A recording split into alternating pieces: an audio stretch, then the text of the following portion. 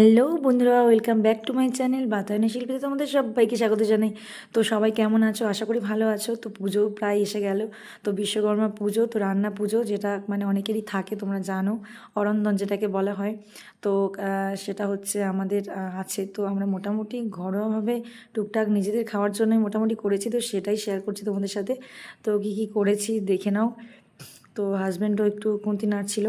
তো তারপরে দেখো, আমরা করেছি ডাল, করেছি মাছ ভাজা।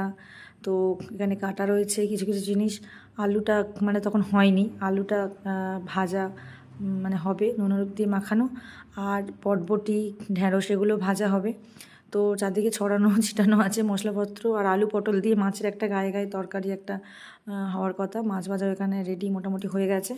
তো দেখো, আর এখানে বেগুন ভাজা চলছে। হ্যাঁ, বেগুন ভাজাটা করা হয়েছে একদম গোল গোল করে, বড় বড় ডুমো ডুমো করে বেগুন ভাজা। তো পান্তার সাথে দারুণ লাগে খেতে।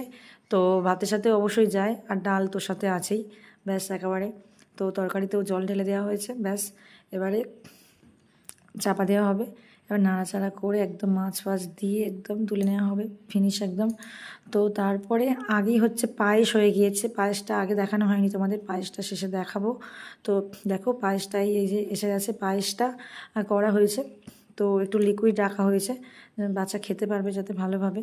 তো দেখো, এগুলোই করা হয়েছে মোটামুটি। আর এই ভাত প্রথমেই করা হয়েছে, যেহেতু এটাতে জল দিতে হবে, সেহেতু মানে আগে থেকে না করলে অসুবিধা। গরম গরমে জল দেওয়া যাবে না আবার।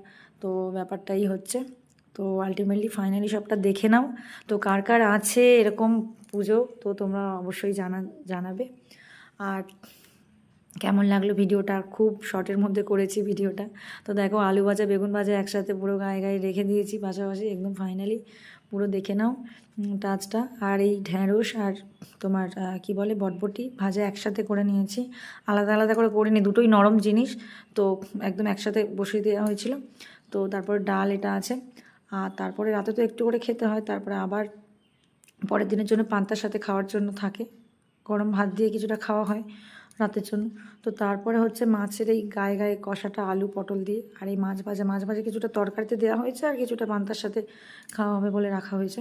তো তারপর হচ্ছে লাস্ট ওয়ান হচ্ছে পায়েস। তো যেটা না হলে আমাদের মানে হয় না। পিঠেটা করা হয়নি, আর সময়ের অভাবে পিঠেটা অন্য একদিন করব আলাদা করে, এর সাথে হলো না। তো কেমন লাগলে ভিডিও